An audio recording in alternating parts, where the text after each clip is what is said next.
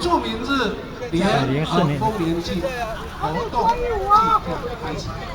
各位来宾、各位贵宾，丰年祭的由来在这里跟各位讲一下。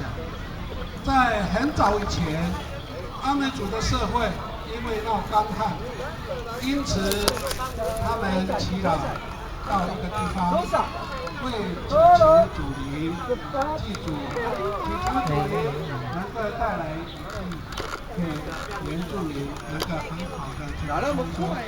这个第2年的时候，真的雨降甘霖，所以他们就开始丰收。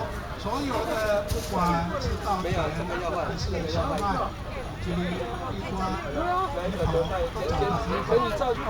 那个后来祈祷他们一讲说，只要记住主灵呢，就会给他们开气。从那一次以后呢，他们每一年度在丰收的时候就开始祭祖，所以丰年祭的由来就是这样来的。在这里给各位介绍一下。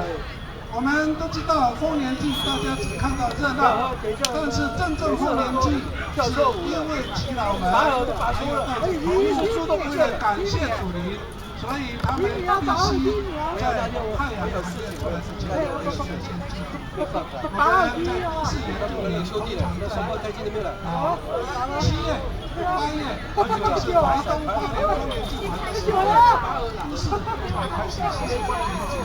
当然，因为南部的丰收季节不同，所以我们的丰年祭通常举行在9月及10月。在这里跟各位来宾跟各位讲，等一下，我是头目要带着这个几个耆老来祭祖。首先给各位介绍的就是我们现在摆的祭品，就在这个位置。